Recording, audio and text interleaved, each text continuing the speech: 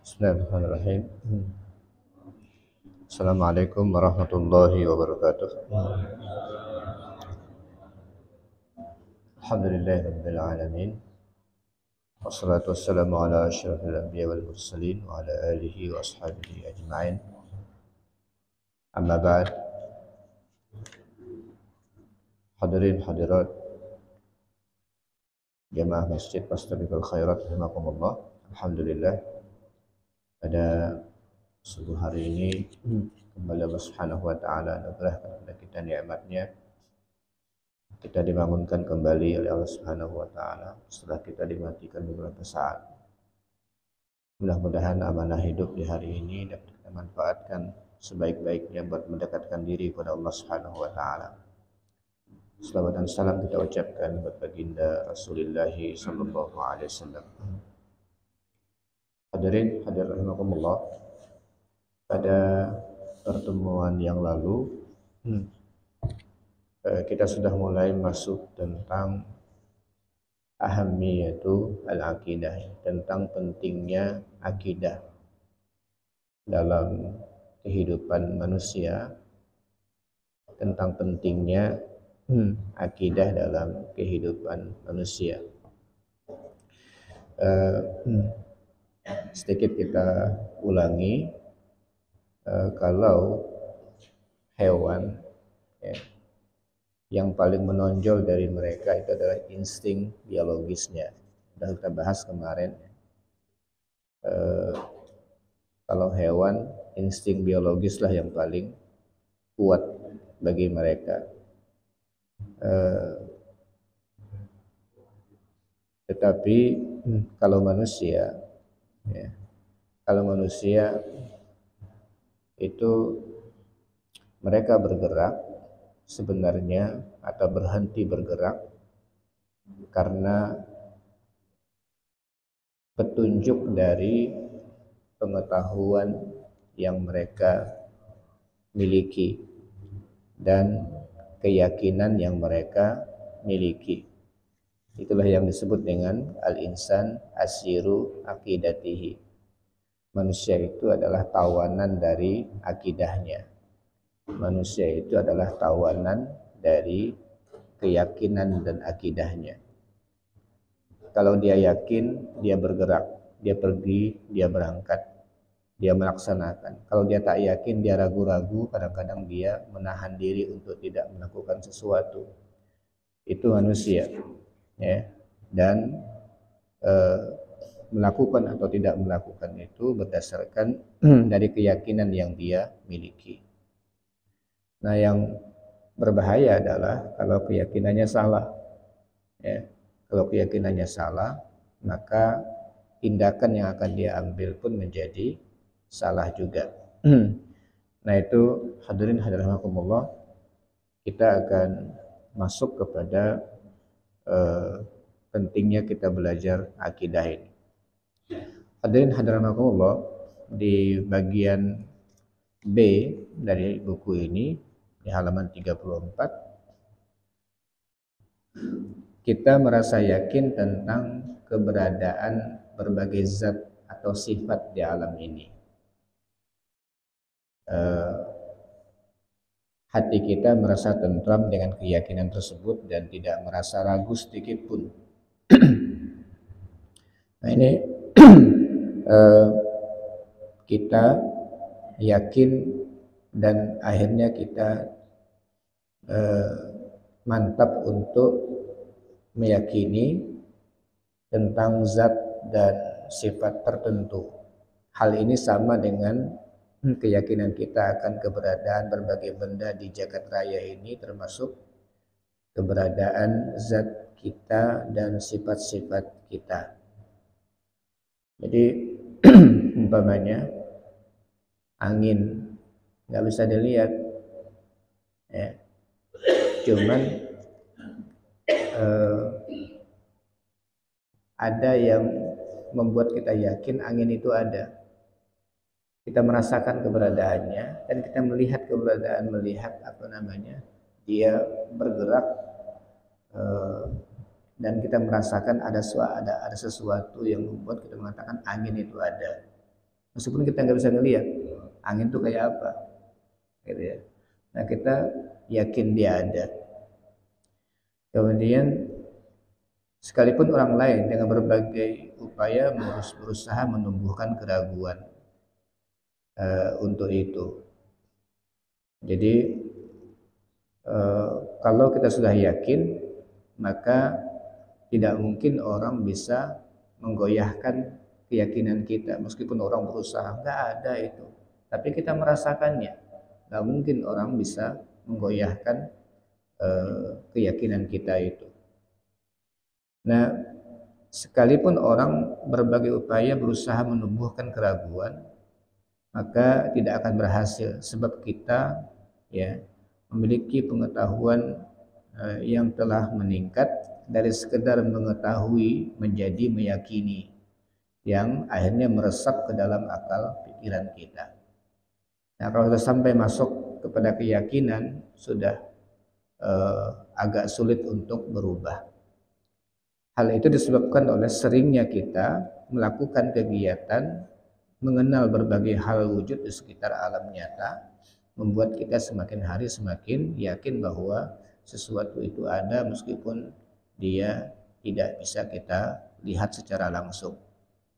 Seiring dengan perkembangan zaman dan semakin banyaknya dalil yang membenarkan pengetahuan yang kita miliki, sekalipun tidak terjangkau oleh indera, maka pengetahuan kita menembus tempat yang terdalam lagi terkokoh. Pada saat itu juga ia menjadi pengetahuan yang dominan dan pondasinya semakin kokoh. Jadi makin nanti kita nggak bisa ngelihat, tetapi ketika ilmu pengetahuan menemukan lagi tentang apa yang kita yakini, makin yakin kita, makin bertambah keyakinan kita. Ya, semakin yakin kita. Umpamanya hadis Nabi, mungkin kita agak sulit untuk menerimanya sejak awal. Kalau umpamanya kayak begini, ada tiba-tiba lalat masuk gitu kan, lalat itu masuk. Nabi menganjurkan kita, memerintahkan kita langsung cemplungkannya, sekalian tenggelamkan, ya, kemudian ambil buang. Nah kalau mau minum silakan minum, ya kata Rasul. Nah mungkin di awal-awal kalau kita hanya mengandalkan akal, agak sulit kita untuk menerima hal itu. Kenapa? Dikalahkan rasa, jijik lah apa gitu ya. Tapi kalau ya, keimanan kita makin menguat, itu menjadi hilang, ya, menjadi hilang perasaan ragu, dan rasa yang lebih dominan itu menjadi berkurang dan kita yakin bahwa itu benar. Tapi ketika ada penelitian mengungkapkan bahwa itu ternyata sangat ilmiah, oh ternyata ketika diteliti itu kaki yang hinggap itu, kalau lalat hinggap ternyata hanya satu kaki yang hinggap. Ya, dia tidak dua-duanya hinggap. Yang hinggap itu satu, dan yang membawa kotoran itu yang biasanya hinggap. Ya, yang membawa benih-benih kotoran dan penyakit itu hinggap. Nah, ketika dicelupkan kedua-duanya, kaki satu ini menjadi penetral, ya, kaki yang membawa penyakit itu, sehingga dia menjadi hilang penyakitnya. Yang mau dibuang silakan diminum. Ketika ditemukan penelitian, udah makin yakin kita bahwa itu adalah kebenaran. Nah, itu pengetahuan kalau sudah masuk ke kita, apalagi lewat penelitian, maka dia akan tidak mungkin bisa tergoyahkan lagi keyakinan kita. Nah, jika pengetahuan telah tertanam kokoh dalam jiwa, maka ia akan menjadi pembimbing segala perbuatan kita. Jadi pengetahuan ini menjadi penting sekali dalam hidup, karena ketika sudah kokoh pengetahuan kita, makin kuat apa yang kita ketahui, dan maka ia akan menjadi pembimbing segala perbuatan. Ia akan menjadi motor penggerak emosi sekalipun tidak dapat dirasakan dan tidak terjangkau oleh indera. Jadi sebenarnya yang menggerakkan kita ini adalah keyakinan. Ya, yang menggerakkan kita ini adalah keyakinan. Nah ini jika telah sampai pada derajat dapat menggerakkan emosi dan membimbing perilaku dan amal, maka hal itu bernama akidah. Jadi akidah itu sebenarnya yang menggerakkan, ya, keyakinan yang kokoh itu, yang tidak bisa tidak bisa lagi diselipi oleh keraguan, itu namanya akidah. Ya, keyakinan yang tidak ada bercampur sedikit pun keraguan, itu namanya akidah. Nah kalau sudah mantap begitu, itu semuanya bisa jalan itu. Ya kalau sudah mantap. Kita kalau tidak ada keyakinan yang baik, mungkin kita nggak akan mau bangun pagi-pagi, kemudian langsung berangkat ke masjid, itu nggak akan tergerak kita untuk ke masjid kalau nggak ada keyakinan yang kuat. Ya, bangun pagi, kemudian di sini ada setiap langkah itu ada pahala, sholat berjamaah itu banyak sekali fadilah dan keutamaannya. Kalau nggak yakin nggak akan bergerak. Jadi kalau sudah sampai menggerakkan, itu namanya akidah. Ya, menggerakkan kekuatan tubuh kita untuk melakukan sesuatu, itu namanya akidah. Nah kemudian berikutnya kita masuk kepada jalan yang dapat memantapkan keyakinan manusia. Ya, apa saja yang bisa membuat keyakinan itu menjadi kuat, semakin mantap. Banyak orang yang menganggap dirinya telah sampai pada derajat dapat menggerakkan emosi dan mengarahkan perilakunya. Padahal pengetahuan yang dimilikinya belum merasuk ke tempat yang terdalam pada jiwanya melalui jalan yang benar dan jelas atau berdasarkan metode ilmiah yang sahih. Oleh karena itu, kita wajib menelusuri jalan ilmiah yang benar sehingga keyakinan akan sampai ke lubuk hati, ya, dan jika jalan itu benar lagi pasti, maka akidah kita dapat diterima. Ia layak berdiam dalam lubuk hati yang terdalam, menggerakkan emosi dan membimbing perilaku kita. Jadi untuk masalah akidah, kita perlu berhati-hati, jangan sembarangan percaya. Karena kalau sudah percaya, itu agak susah ininya, merubahnya. Dan kalau salah, itu berbahaya. Gitu ya. Kalau salah itu berbahaya. Oleh karena itu, kita pastikan dulu bahwa yang hendak kita yakini itu sudah benar metodenya, ya, yang membuat kita layak untuk menjadikan dia sebuah keyakinan. Kalau tidak, jangan diterima. Nah, jika muncul suatu prasangka, prasangka namanya, sebenarnya bukan keyakinan, masih duga-duga, yang kadang-kadang kita jumpai dalam kehidupan, maka hendaknya kita menempatkan posisi dugaan atau prasangka itu. Jangan dijadikan keyakinan.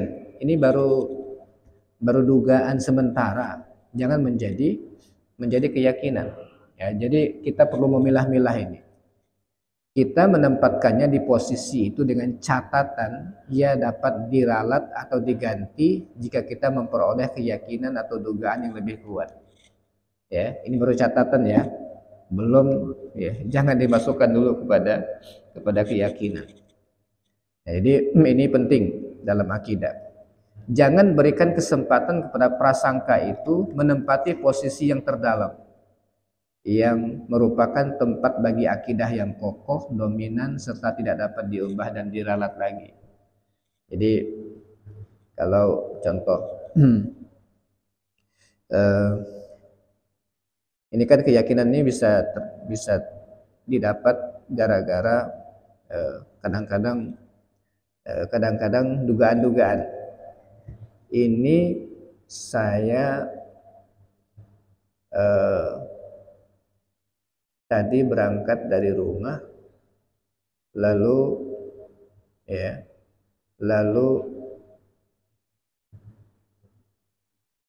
akhirnya saya nggak bisa berangkat. saya nggak jadi berangkat. Kenapa? Ini mata kok yang berkedip-kedip kok sebelah kiri terus. Nah, gitu ya. Ini kok yang berkedip-kedip kok sebelah kiri terus. Ada apa ini? Ah, gitu, ada apa? Oh, nggak jadi berangkat dah. Oh, tiba-tiba kawan berangkat itu dapat kecelakaan. Dapat kecelakaan. Oh, jangan-jangan itu ciri bahwa yang menyebabkan saya nggak jadi berangkat. Itu namanya duga-duga. Ya. Jangan dijadikan catatan kalau sudah mata sebelah kiri bergerak, lalu nggak boleh dah berangkat. Nah, itu jangan dijadikan keyakinan. Ya. Itu cuma duga-duga. Kenapa? Nggak ada dalilnya. Ya, nggak ada dalilnya. Kalau mata berkedip kaki kanan atau kiri harus begini begitu, nggak ada dalilnya. Ya, jadi jangan langsung membuat kesimpulan bahwa yang menyebabkan nanti kalau kita ada ciri-ciri begini maka harus begini mengambilnya. Nanti boleh seperti itu kalau kita punya metode yang jelas keyakinannya bahwa itu memang seperti itu. Tapi kalau duga-duga jangan dijadikan keyakinan. Jika datang kepada kita suatu khayalan, angan-angan atau taklid buta, maka kita harus dengan tegas menolaknya. Jadi kalau hanya sekedar khayal, jangan-jangan ya gitu ya. Jadi angan-angan atau ada taklid buta. Kenapa kayak begini? Ya memang dari dulu kayak begitu. Nah itu udah nggak bisa metode untuk meyakini sesuatu itu karena dari dulu kayak begitu. Itu nggak bisa. Itu bukan metode mendapatkan akidah. Ya. Atau karena hayalan-hayalan dia, kenapa? Saya ya membayangkan kayak begini, nggak bisa dijadikan akidah, nggak bisa. Maka kita harus segera menolaknya. Kita tidak boleh menerimanya dan tidak boleh menempatkannya pada posisi yang sama dengan bank pengetahuan, apalagi menempatkannya pada posisi pusat akidah. Ya. Bahkan para pemilik akal sehat yang sadar harus mengendalikan khayalan angan-angan dan menjauhkannya dari dalam jiwa agar ia mampu menggerakkan emosinya dan membimbing segala perilakunya. Jadi nggak bisa dijadikan apalagi sampai keyakinan. Mereka harus dapat mengusir khayalan, angan-angan atau taklid buta dari dalam jiwa dan pikirannya karena ia tidak layak menduduki posisi yang mulia. Karena akidah itu kemuliaan, maka jangan sampai tempat mulia itu dikotori oleh hal-hal yang tidak baik. Ya. Dari sini terlihat dengan jelas bahwa suatu keyakinan merasuk ke dalam jiwa manusia melalui beberapa cara. Ada yang melalui cara yang logis dan benar, dan ada yang melalui cara yang dapat ya, diterima berdasarkan berbagai kemungkinan. Dan ada yang melalui cara palsu sehingga tidak dapat diterima. Jadi cara yang logis dan benar adalah cara yang ditempuh berdasarkan metode yang meyakinkan. Cara yang dapat diterima berdasarkan berbagai kemungkinan adalah cara yang bersandar pada praduga yang kuat. Cara yang palsu sehingga tidak dapat diterima adalah cara yang ditempuh melalui angan-angan, keraguan-raguan, dan taklid buta. Nah, jadi nanti cara yang logis kayak apa nanti kita akan pelajari. Jadi perlu kita ketahui untuk mendapatkan kebenaran itu harus dengan metode yang benar. Nah, cara yang logis dan benar pada bagian mukaddimah telah kami singgung contoh bagaimana memperoleh pengetahuan melalui indera yang rinciannya adalah sebagai berikut. Ya, kemarin ya sudah kita pelajari tentang cara yang logis dan benar. Indra membawa gambaran tentang berbagai hal peristiwa ke dalam wilayah pengetahuan. Jadi indra itu muqaddimah ya, membawa kita untuk mengetahui sesuatu. Gambaran tentang berbagai hal tersebut terbentuk berulang kali disertai keyakinan bahwa indra kita dalam keadaan sehat. Ya. Lihat terus ya, tiap hari ngelihat matahari Nggak mungkin eh, kita muncul keyakinan meragukan keberadaan matahari, nggak mungkin. Tiap hari ngelihat, tiap hari merasakan ada angin, menolak angin, itu nggak mungkin. Ya, itu nggak mungkin karena berulang kali. Tapi kalau sekali seumur hidup, itu nggak mungkin dijadikan keyakinan. Nah, disertai keyakinan bahwa indera kita dalam keadaan sehat. Kadang-kadang orang lain memberikan kesaksian bahwa mereka menangkap hal atau peristiwa yang sama. Itu indera. Kalau sudah semua sepakat bahwa ya, bahwa api itu panas, nggak bisa kita lalu akhirnya menolak. Nggak panas, dingin itu. Gitu. Nggak dingin itu. Nah, itu nggak bisa. Karena semua orang merasakan api itu panas. Itu namanya indera namanya. Ya. Maka dia akan membentuk keyakinan. Ya. Orang yakin bahwa kalau ya, ke dalam air nggak tahu berenang, tenggelam. Lalu ternyata ada seseorang selamat tanpa bisa berenang. Itu paling dari ya, sekian orang ternyata ada yang selamat tidak bisa berenang, itu hanya perkecualian. Tapi semuanya ya, sepakat bahwa orang akan tenggelam kalau nggak bisa berenang, umpamanya. Nah, itu sudah keyakinan, sudah masuk kepada keyakinan. Yang kedua, berpindahnya pengetahuan yang bersifat indrawi, pengetahuan yang nyata kepada bank ilmu yang dominan dan kuat. Dari setelah melihat muncullah akhirnya ilmu. Karena sudah berkali-kali kayak begitu, udah muncul sebuah pengetahuan. Karena memang ilmu itu kayak begitu. Diulang penelitiannya berkali-kali, dicoba percobaan berkali-kali, ternyata sama, terus hasilnya akhirnya dapat kesimpulan. Nah, itu ilmu kayak begitu akhirnya. Kemudian ilmu tersebut tertanam ke dalam lubuk jiwanya sehingga mampu menggerakkan emosi dan membimbing segala perilakunya. Nah, bahkan di dalam Islam nggak boleh orang yang cerdas, kata Rasulullah, adalah orang yang tidak terperosok ya, satu lubang dua kali. Masa udah sekali terperosok di situ masih nggak kapok-kapok lah gitu ya. Jadi dua kali aja sudah tahu di situ berbahaya, ya, coba lagi itu juga sudah ya, itu juga sudah tidak bagus. Apalagi sampai berkali-kali kalau sudah tahu di situ berbahaya tetap dilakukan. Nah, itu namanya ya, itu namanya orang yang tidak cerdas, kata Rasulullah. Selanjutnya, ia menjadi suatu akidah yang kokoh.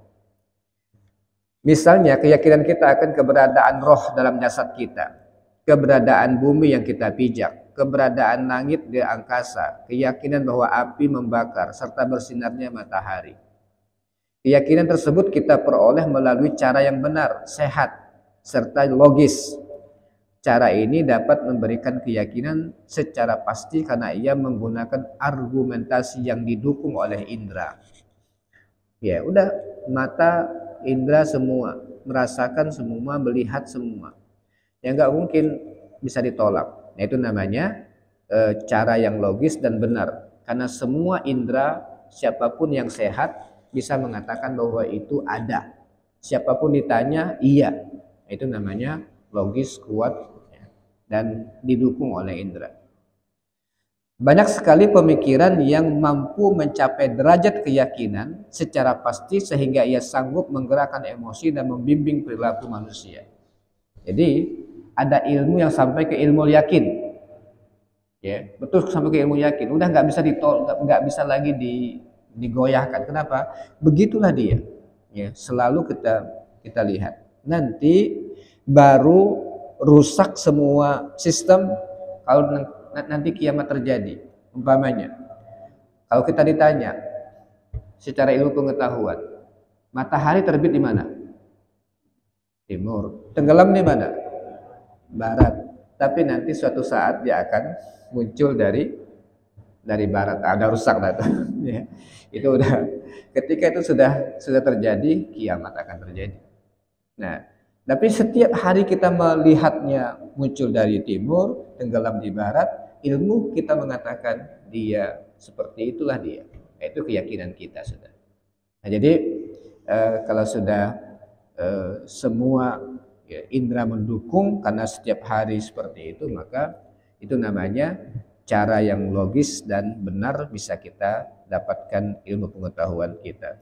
Sehingga dengan ilmu itulah kita bisa mengatakan bahwa matahari sudah terbit. Terbitnya jam berapa hari ini bisa diukur, kita yakin sudah boleh sholat syuruk umpamanya. Itu kenapa? Dibimbing. Ada ilmunya, begini terbitnya kayak begini, yakin sudah, maka kita bisa melakukan tersebut. Terbimbing kita melakukan sesuatu karena pengetahuan yang kita miliki. Dengan berulangnya hasil analisis, berpikir, dan menarik kesimpulan, maka ilmu baru tadi berpindah kepada posisi akidah. Jadi kalau sudah berulang, nggak bisa lagi diragukan, nah sudah masuk ke bab akidah sudah. Ya, sudah masuk ke bab akidah. Misalnya, keyakinan bahwa nilai 1000 lebih besar daripada 100. Itu udah nggak bisa digoyang dah itu ya. Bahwa sesuatu yang utuh itu lebih besar daripada bagian. Bahwa hasil perkalian 6 kali 5 adalah 30. Semua itu memberikan kepada kita ilmu yang meyakinkan sehingga menjadi suatu keyakinan yang sangat kokoh dan pasti. Ya. Dan masih banyak yang lain. Jadi kalau sudah nggak bisa digoyang dan itulah kebenaran dan tidak pernah berubah lagi, itu namanya akidah. Sampai begitu. Jadi kita baru boleh menjadikan itu keyakinan menjadi akidah adalah sesuatu yang tidak akan berubah. Ya, betul-betul kokoh kuat. Ya. Nah kalau masih ragu-ragu jangan tempatkan menjadi keyakinan. Ya, jangan menjadi keyakinan. Jangan-jangan, nah itu ya. Itu jangan jadi keyakinan. Ya, jangan jadi keyakinan. Nah, kalau dijadikan keyakinan itu bahaya. Jadi ya bahaya. Jadi yang pertama dengan cara yang logis dan benar. Nah, kemudian cara Al-Qur'an mengambil kesimpulan.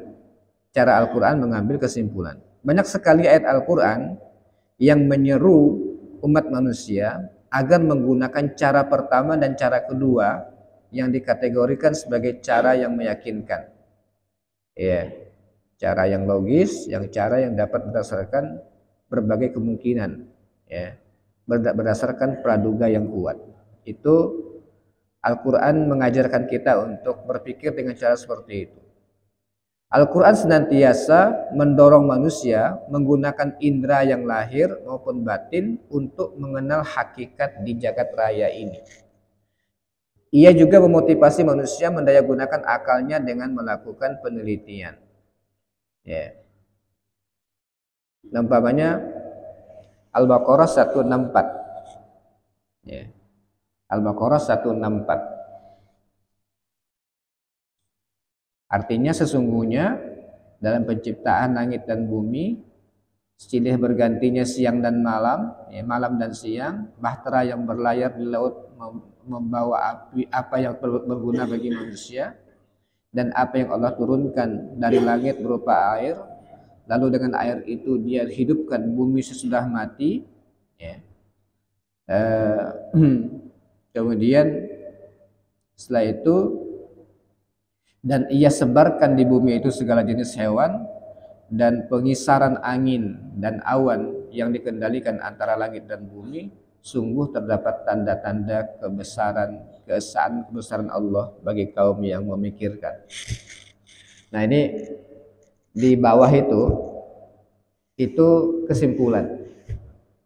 Tapi yang membuat orang bisa menyimpulkan itu apa? Ada tanda-tanda. Ya, ada tanda-tanda. Yang pertama, adanya langit dan bumi. Penciptaan langit dan bumi. Kira-kira ada nggak sesuatu ada tanpa ada yang mengadakan?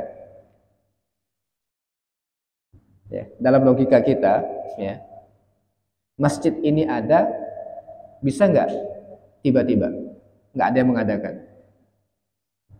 Ya, jadi logika kita akan menolak itu. Nah, pertama, penciptaan langit dan bumi. Langit dan bumi. Kedua, silih bergantinya malam dan siang. Ini hal-hal yang tidak mungkin bisa dilakukan oleh manusia. Ya, nggak mungkin bisa dilakukan oleh manusia. Penciptaan langit dan bumi. Silih bergantinya malam dan siang. Bahtera yang berlayar di laut membawa apa yang berguna bagi manusia. Ya, kapal bisa bergerak di laut. Ya, kapal bisa bergerak di laut. Padahal kapal sebenarnya laut bisa menenggelamkan. Kok bisa? Ya, bisa bergerak bahtera itu. Dan apa yang Allah turunkan dari langit berupa air. Ini fenomena yang dahsyat lagi. Kalau kita mau pikir tentang hujan, ya Allah, ya, disitulah sumber kehidupan yang Allah distribusikan air itu dengan cara yang sangat dahsyat. Saya pernah baca kitab akidah, ya, proses hujan itu. Itu kan Allah, ya, ciptakan matahari panas gitu ya. Kemudian Allah ciptakan laut yang sangat luas di bumi ini. Ya. Ada mengatakan 2/3 dari bumi ini adalah air, dan kebanyakan adalah laut. Nah kemudian, ya, setelah matahari memanasi laut itu, maka terjadi penguapan. Dan ternyata di bagian paling atas air laut itu adalah air tawar. Ya. Bagian paling atas air laut itu adalah air tawar. Dan itu ketika yang diambil sama yang terangkat itu adalah air itu, air tawarnya itu yang terangkat. Dan yang angkat apa? Angin. Ya, yang angkat itu angin. Nah, akhirnya uap itu akhirnya naik. Nah, kita bisa merasakan keberadaannya kan, naik dia, mulai dia ngumpul ke atas, ya, lalu dia membentuk awan. Nah, awan itu, ya, akhirnya bergerak di tempat yang sudah ditugaskan oleh Allah kepada malaikat. Silakan kumpulkan awan ini. Awan dikumpulkan. Kemudian ketika dikumpulkan, dia nanti semakin berat, dan awan itu bergeraknya di qadar tertentu dalam Al-Quran itu, di ketinggian tertentu yang itu sudah ditentukan oleh Allah, nggak bisa ke atas lagi. Makanya kalau kita naik pesawat itu awan hanya, ya, berada kadang-kadang di bawah, harus kita naik ke atas supaya aman gitu kan. Nah, jadi kita sedang di atas awan kadang-kadang. Nah situ dah dia awan tuh, dia nggak liar. Kemudian Allah distribusikan awan itu bergerak kemana dan dijatuhkan kemana, ya, dijatuhkan kemana, karena sudah dibagi-bagi ini prosesnya, dibagi-bagi. Kemudian ketika turun, ini kan beratnya minta ampun tuh air, ya. Jadi disebutkan dalam Al-Quran, beratnya luar biasa, siqal bahasanya, siqal. Ketika turun, nggak turun gelondongan, tapi turun pakai percikan-percikan kecil. Coba bayangkan kalau gelondongan turun kan besar, nimpa apa gitu ya. Itu bagaimana cara Allah mengaturnya? Jadi pecahan-pecahan kecil jadinya yang turun ke kita itu. Dan yang turun apa? Air, ya, air tawar. Padahal sumbernya air laut. Makanya sebenarnya itu yang diambil tuh air tawarnya yang diambil tuh. Ya, air tawarnya yang diambil tuh. Ya, sehingga masya Allah kalau turun yang air asin yang turun, habis semuanya. Nggak ada yang tumbuh dan muka bumi ini. Ya. Rumah, kendaraan habis semua. Jadi itu aja proses turunnya hujan, bagaimana Allah mendistribusikannya, Lalu dengan air itu dia hidupkan bumi sesudah matinya. Kemudian dia sebarkan di bumi itu segala jenis hewan. Ya, macam-macam sejenisnya, spesiesnya. Dan pengisaran angin dari awan, putarnya oleh Allah diputar dengan dan didistribusikan, yang dikendalikan antara langit dan bumi, dikendalikan bahasanya, musakhkhar bahasa Al-Quran, musakhkhar, dikendalikan, nggak lepas, nggak liar, dikendalikan. Sungguh terdapat tanda-tanda keesaan dan kebesaran Allah bagi kaum yang memikirkan. Ya, bahwa yang bisa melakukan itu hanya Allah. Nah, itu kesimpulan itu didapat dari apa? Tanda-tanda yang dilihat. Allah ngajak kita untuk melihat dan memikirkan. Ya. Bahkan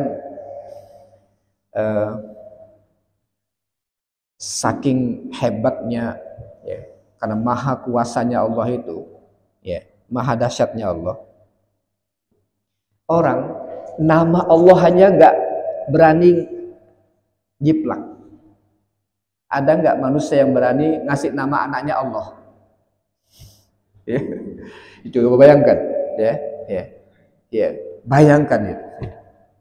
Nggak ada satupun manusia yang berani untuk menamakan anaknya Allah, menandakan Allah Maha Esa itu begitu. Ya. Nggak ada yang berani. Ya. Jadi luar biasa, ya. Luar biasa. Nah, ketika Ibrahim sedang debat dengan Namrud, innallaha, bahwa Allah itu yang menciptakan, bahwa Allah bisa menghidupkan dan mematikan. Ya, kata Nabi Ibrahim. Kata Imam Namrud, aku juga bisa menghidupkan dan mematikan. Maksudnya kalau ada orang di sini panggil orang gitu ya. Ya. Nah, dia bisa bunuh, dia bisa biarkan, nah, gitu, kayak gitulah. Udah, kata Ibrahim, nggak mau tempat itu. Nah, kalau begitu Tuhan yang kusembah itu adalah bisa mendatangkan dan memunculkan matahari dari timur. Ya. Silahkan kamu bawa matahari itu, terbitkan dari barat. Nggak bisa ngomong udah, ya, nggak bisa ngomong. Nah, kayak begitu. Jadi digambarkan oleh Allah Subhanahu Wa Taala dalam Al-Quran banyak sekali ayat-ayat, hanya ujungnya menggambarkan bahwa yang menciptakan ini adalah Allah. Nah, itu ya. Nah, itu cara Allah untuk, ya, mengajak kita memahami keberadaan dan wujudullah, keberadaan Allah Subhanahu Wa Taala. Nah, ini yang pertama. Ya, silahkan nanti dilihat lagi ya. Kemudian surah Ar-Rum, surah Az-Zariyat, surah Al-Isra, surah Al-A'raf. Ini kalau ada kitabnya jadi enak nanti kalau mau dilihat lagi tentang ciri-ciri bagaimana Allah ingin mengajak kita membuktikan tentang keberadaan Allah Subhanahu Wa Taala, kemahakuasaan Allah Subhanahu Wa Taala di muka bumi ini. Az-Zariyat umpamanya contohnya, dan di bumi terdapat tanda-tanda kekuasaan Allah bagi orang yang yakin. Wa fil ardi ayatul lil mukminin. Ya, wa fi anfusikum afala tubsirun. Pada diri kalian kamu enggak perhatikan enggak bagaimana Allah itu mencipta? Ya. Jadi apakah kalian tidak memperhatikan? Dan ini baru tentang, ya, Allah, ini metode Al-Qur'an untuk membuat kesimpulan, ya, tertentu tentang keberadaan Allah Subhanahu Wa Taala. Dalam firman-Nya yang lain di halaman 38, Allah mengisahkan betapa besarnya penyesalan para penghuni neraka ketika mereka disiksa disebabkan tidak mau menggunakan pendengaran dan akal pikirannya. Jadi mereka nggak mau menggunakan pendengaran, nggak mau mendengarkan pemikirannya, akhirnya mereka nyesal, nggak mau nyimpulkan, nggak mau mikir yang terlalu baik, berpikir tentang wujudullah, tentang kemahakuasaan Allah. Dalam surah Al-Mulk umpamanya 10-11. Dan mereka berkata, sekiranya kami mendengarkan atau memikirkan peringatan itu, niscaya tidaklah kami termasuk penghuni-penghuni neraka yang menyala-nyala ini. Wa qalu law kunna nasma'u aw na'qilu ma kunna fi ashabis sa'ir. Ya, wa qalu law kunna nasma'u, mereka mengatakan andaikan kami dulu mau menggunakan pendengaran kami, au naqilu, atau kamu mau menggunakan akal kami, mau berpikir, ma kunna fi ashabis sa'ir, enggak bakalan kami masuk neraka kayak begini. Nah, gara-gara enggak mau dengar yang bagus, yang baik, yang mana mau didengar, ya, enggak mau yang untuk memikirkan, akhirnya mereka masuk ke dalam neraka sa'ir, neraka jahanam. Nah, jadi Al-Mulk seperti itu menggambarkannya. Selain dari kedua cara tersebut, dalam rangka usaha manusia mendapatkan ilmu, pengetahuan, dan bagaimana ilmu yang meyakinkan itu beralih menjadi akidah, ada cara lain, yaitu cara yang bersumber dari berita yang akurat dan terpercaya. Nah, ini yang ketiga. Jadi selain pakai logika, selain pakai indera, kemudian pakai logika, yang ketiga adalah dengan cara dapat berita yang akurat. Ya, Bapak Ibu, kalau dapat informasi dari orang yang kita yakini bahwa dia tidak pernah berbohong, yakin enggak bahwa informasi itu benar? Ya. Nah, itu salah satu dari cara kita mendapatkan informasi yang benar. Ya. Dari informasi yang kita dapatkan. Nah, kita ini sebenarnya kita ini karena informasi nggak benar tuh, udah rusak udah kayaknya kita ini. Kenapa? Baru nonton TV, ya, baru nonton TV, beritanya begini terus, kesimpulannya Pak, udah rusak ternyata. Padahal yang bagus-bagus banyak, tapi nggak masuk TV. Yang bagus banyak. Coba bayangkan kalau yang masuk TV itu anak-anak yang hafal Quran, prestasi-prestasi yang tuh dia masukkan, ternyata hebat ya Indonesia, kayak begitu ya. Gara-gara itu yang masuk. Nah, itu ya. Jadi informasi itu salah satu, informasi itu cara kita mendapatkan ilmu. Nah, ini nanti masuknya, ya, bahwa untuk akidah, maka ini masuk mukadimahnya banyak ya, tentang informasi nanti. Informasi yang paling, ya, akurat, yang tidak akan bisa dikalahkan dan tidak akan bisa ditolak kebenarannya adalah informasi dari Al-Quran dan hadis. Ya, informasi dari Al-Quran dan hadis. Nah, nanti kita akan belajar ini tentang informasi ini dalam pertemuan yang berikutnya. Tapi informasi adalah salah satu, ya, sumber ilmu pengetahuan yang paling besar. Selain kita melihat sendiri, kemudian kita membangun logika untuk menyimpulkan sendiri, paling banyak sebenarnya informasi. Kita baca buku, kita dapat informasi dari orang lain, dan sebagainya. Itulah yang membuat kita yakin tentang sesuatu. Nah, jadi sudah kita dapatkan cara, ya, untuk mendapatkan informasi, mendapatkan keyakinan. Nah, nanti keyakinan yang paling pasti untuk akidah itu adalah keyakinan yang bersumber dari Al-Quran dan hadis. Bapak sekalian, kalau ini Al-Quran dan hadis ini, kalau kita mau mendalaminya lagi, ya, inilah sebenarnya nanti Al-Quran ini kitab yang sudah disebutkan oleh Allah sejak dari awal, zalikal kitabu la raiba fih, ya, dari awal. Al-haqqu mir rabbik, kebenaran dari Tuhanmu. Fala takunanna minal mumtarin, jangan sekali-kali kalian ragu. Udah, itu sudah diyakinkan oleh Allah. Kemudian 15 abad sudah turun. Kemudian ditantang manusia untuk, ya, menyamainya atau ingin menandinginya atau ingin meruntuhkan apa yang terdapat di dalamnya. Sampai hari ini, ya, utuh dan tidak ada yang bisa untuk meruntuhkan apa yang terdapat di dalamnya. Kira-kira ada nggak teori manusia bertahan sampai sekian ribu tahun? Manusia itu kalau disebut dengan ilmiah tuh udah dengan penelitian sekian lama.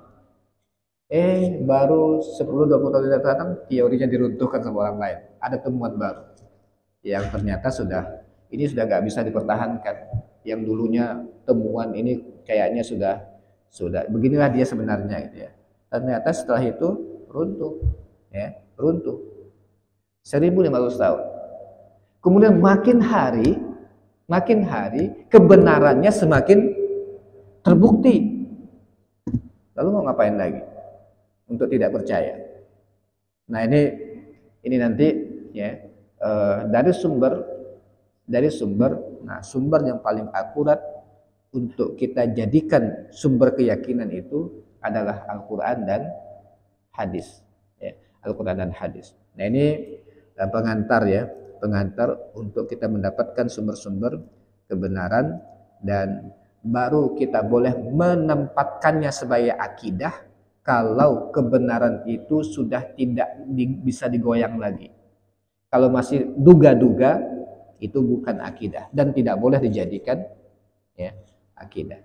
Ini pengantar kita, ya, tentang pelajaran hari ini tentang bagaimana kita mendapatkan pentingnya akidah, dan karena dia penting, maka dia tidak boleh sembarangan kita masukkan sebagai sebuah keyakinan. Karena ngeri, ya, kalau sudah akidah yang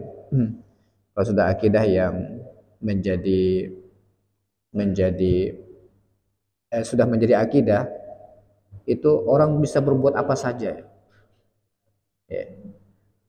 Coba bayangkan ada orang yang ini ada dukun atau orang dianggap orang pandai, ketemu kita, kamu berasal dari situ, ya, langsung dia nebak itu, anak kamu sudah 2, ya, betul, ya, gitu ya. Lalu apa lagi gitu, tiba-tiba kok kayak betul gitu, ya, betul. Hanya dia yakin dengan orang itu. Lalu ketika dia sakit datang ke situ untuk minta, ini saya penyakitnya apa, kasih tahu begini. Lalu ada sampai orang yang ini korban-korban orang yang menjadikan keyakinan tertentu yang salah itu menjadi hanya dia korban, ya. Akhirnya banyak kan yang perempuan disetubuhi sama dukun. Kenapa? Kalau kamu mau sembuh, ya, harus dengan saya dulu, ya, kayak begitu. Akhirnya dia karena pengen sembuh betul, akhirnya merelakan dirinya, umpamanya. Itu gara-gara apa? Keyakinan yang salah, semuanya diserahkan, ya. Kalau mau begini harus bayar sekian, nyerahkan harta kamu yang begini, karena keyakinan, ya, yang salah. Jadi bahaya sekali, ya. Ketika sudah masuk pada keyakinan itu betulkannya susah. Oleh karena itu dikatakan di sini pesannya, jangan sembarangan memasukkan sesuatu itu ke dalam keyakinan, ya. Pilah-pilah dulu mana sumbernya yang udah nggak bisa tergoyahkan, baru dianggap keyakinan. Kalau tidak, jangan, ya. Nah, cara mendapatkannya tadi sudah kita pelajari.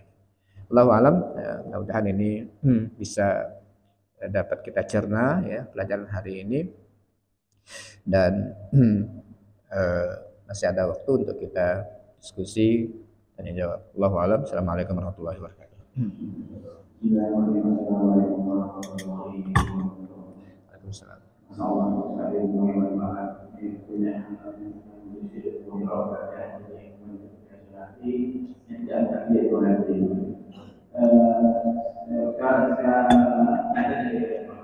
pengertian dari akidah yaitu menggerakkan kita dan membimbing perilaku kita serta keyakinan pokok yang tidak bisa diselidiki oleh beragam. Kalau kita lihat kalau saya nilai pertanyaan ini, apakah suatu sistem kepercayaan atau keyakinan bisa dianggap sebuah akidah? Jawaban pertanyaan saya, apakah semua sistem kepercayaan atau keyakinan bisa dianggap sebagai akidah? Yang kedua, apa saja melihat dari keyakinan masyarakat di global ini, kalau saya banyak tiba-tiba tadi bahkan mengatakan dengan adanya para ulama yakin bisa dihitung permakmik berarti permakmik yang akan hari manusia itu berubah keyakinan itu. Pertanyaan yang berikutnya, bagaimana memegang teguh serta mempertahankan akidah Islam dalam kehidupan kita sehari-hari? Itu pertanyaan yang mau saya sampaikan. Salam.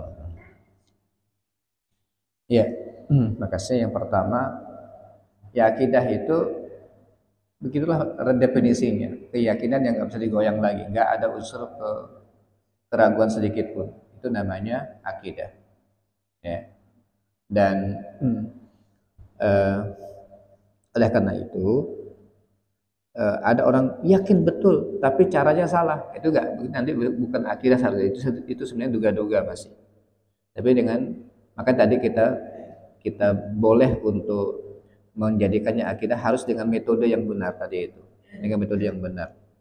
Nah kalau masih duga-duga tapi dia mengatakan yakin, caranya salah untuk mendapatkannya, itu bukan akidah meskipun dia merasa yakin. Tapi kalau sudah ilmu pengetahuan tidak bisa berubah sama sekali, kayak tadi itu matahari terbit dari timur, ya terbenam di barat, kemudian keberadaan angin, semuanya orang meyakininya, itu udah akidah sudah itu. Ya, lalu ada orang mengatakan enggak, ya kayak begini-begini, nggak bisa orang nggak bisa orang menggoyangnya, nggak bisa lagi. Itu namanya akidah secara bahasa. Oleh karena itu akidah itu harus dengan metode yang benar. Nah, untuk yang masalah gaib, ya maka informasi yang benar itu hanya Al-Quran dan hadis saja yang boleh diterima untuk masalah yang gaib. Ya. Sedangkan untuk masalah-masalah yang nyata harus dengan ilmu pengetahuan yang metodenya benar, yang nyata, alam nyata. Tapi untuk alam gaib itu hanya dengan Al-Quran dan hadis saja. Jadi metodenya seperti itu.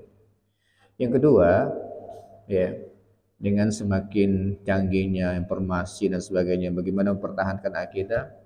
Yang pertama tadi itu bahwa keyakinan itu berangkat dari pengetahuan.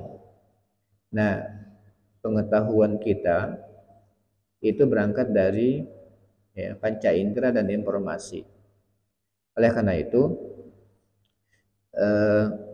untuk kita dapat pengetahuan yang benar, kita harus memanfaatkan panca indera kita untuk melihat hal-hal yang betul-betul baik, kemudian informasi-informasi yang baik sehingga mendapatkan ilmu pengetahuan yang baik.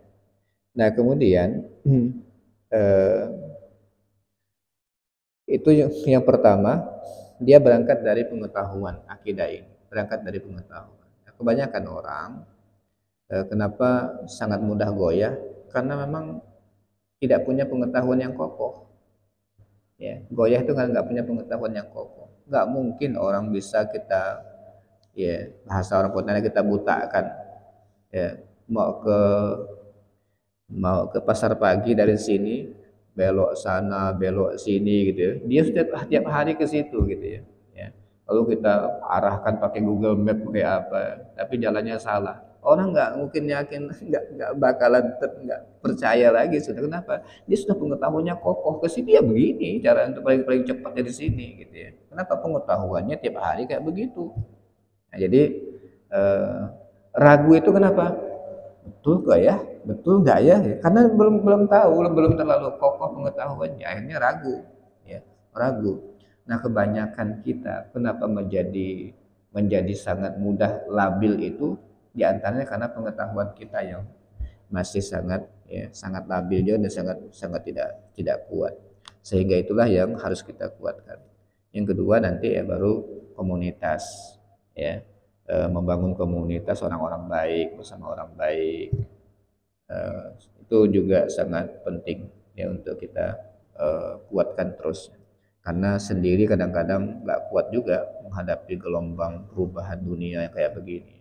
Nah, perlu ada teman komunitas yang selalu berdiskusi, selalu saling menguatkan, ya, untuk kita menguatkan akidah kita, ya, dan agama kita. Allahu a'lam.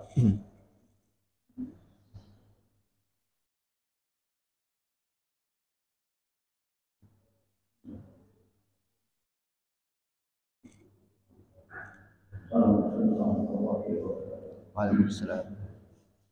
Kalau kita hubungkan keyakinan kita sendiri yang ada kaitannya dengan Allah manusia, dan pada saat ini yang selalu prakteknya kita selalu melihat sifat-sifat manusia. Jadi kita hubungan dengan keyakinan, apakah itu tidak merusak secara hukum Islam, apakah itu tidak merusak iman seseorang. Kalau kita ingin mengetahui sifat manusia itu kan ada orang, tapi saya sih belum kenal secara Islam, tapi secara pemerintah itu dalam pendidikan orang itu salah, kan dicari terus kesalahan karena sifatnya, ya, akuratnya. Akurat ini kalau kita hubungkan dengan kita merupakan satu yang dalam hukum Islam itu kita dapat pengetahuan yang sifatnya kategori Islam itu menceritakan hal-hal yang tidak lain. Nah, itu apakah dengan keyakinan yang kita praktekkan ini, apakah tidak merusak kita sendiri? Assalamualaikum warahmatullahi wabarakatuh. Assalamualaikum warahmatullahi wabarakatuh. Ya, kalau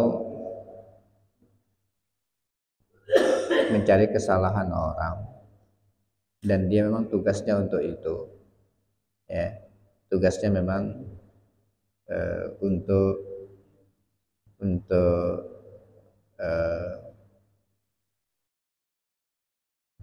meyakinkan bahwa, ya, kayak gini umpamanya, memang ada orang yang ditugaskan untuk itu dan dia memang harus menegakkan itu. Umpamanya ada laporan yang masuk, ya, kepada yang berwenang tentang sesuatu dan buktinya sudah disebutkan di situ. Nah, untuk mengklarifikasi benar atau tidaknya, maka dia harus mencari sebab-sebab untuk melanjutkan, bisa nggak dilanjutkan perkara ini. Nah, itu ada petugas khususnya memang, ya, ada petugas khususnya. Nah, jadi tapi tidak semua orang boleh, dan sebenarnya kayak begitu tidak boleh langsung disebar ke publik, ya. Memang dia tugasnya tugas khusus untuk, ya, oleh pihak negara atau, ya, agama, dibolehkan untuk mengetahuinya. Contoh dalam Islam, saya nggak masuk ke ranah negara. Dalam Islam, seorang istri umpamanya atau, ya, siapa saja boleh ngadukan tentang perkara suaminya, umpamanya suaminya nggak ngasih nafkah umpamanya. Itu nggak boleh kesembarangan cerita, datang ke majelis taklim ngomong dengan teman-teman, nggak bisa. Tapi dengan Kalau pada zaman Nabi, datang ke Nabi, seorang istri datang ke Nabi mengadukan tentang perkara suaminya yang kayak begitu, pelit, nggak ngasih nafkah sebagainya. Nah, ini kan kejelekan, aib, tapi diserahkan kepada orang yang memang punya otoritas untuk menyelesaikan masalah. Nah, itu yang begini boleh, ya, yang begini boleh, tapi nggak boleh sembarangan kepada siapapun, kepada siapa saja. Jadi memang ada aturan-aturan yang dibuat, ya. Memang kalau dia tugas pokoknya kayak begitu, membunuh saja menjadi boleh umpamanya. Petugasnya, dia petugas jadi algojo apa namanya yang untuk kisos umpamanya, itu menjadi boleh dia melakukannya karena ya, memang ada tugas yang secara syariat dia dibolehkan ya, untuk melakukan hal tersebut ya. Jadi kalau ada aturannya dan itu dibolehkan menjadi ya, tapi kalau tidak, kalau bukan ya, semuanya orang ingin tahu, nah itu sudah namanya menebar aib, namanya ya, menebar aib. Ini nanti ya, mudah-mudahan kita akan ya, lebih ini ya, lebih dalam ya, mengetahui tentang sumber. Sekiranya nanti sudah kita selesaikan saja ya, bahwa kesimpulannya ke situ, nanti kita akan masuk ke bab yang lain. Kalau untuk mendalaminya silakan nanti dibaca sendiri-sendiri lebih dalamnya. Ya silakan kalau masih ada. Cukup?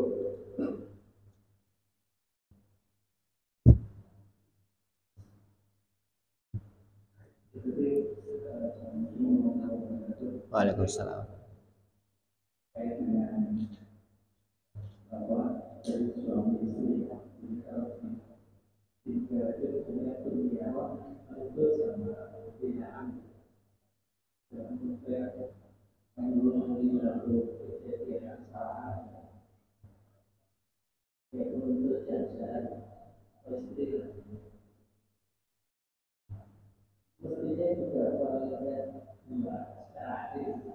Hmm.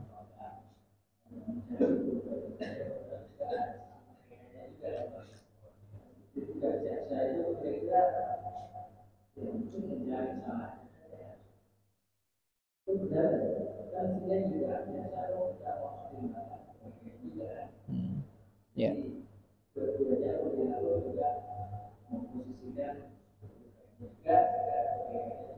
Ya. Ya. Allah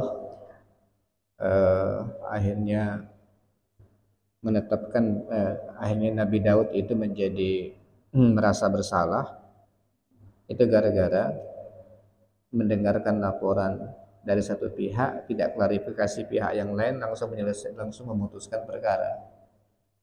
Ya, ketika datang orang yang berserikat dalam usaha, yang satu punya 99 ya, 99 eh, hewan, yang itu cuma satu ikut serikat gitu ya. Lalu apa namanya, yang 99 ingin caplok lagi, udahlah ambil semuanya yang tidak diambil semuanya. Lalu apa namanya, Nabi Daud mengatakan ini zalim ini, akhirnya ini zalim ini, masa kayak begini, langsung memutuskan yang bersalah kepada pihak yang satu gara-gara laporan yang pertama. Nah, oleh Allah Subhanahu wa taala itu dianggap sebagai keterburu-buruan Nabi Daud dalam menetapkan ya, dalam menetapkan keputusan hukum.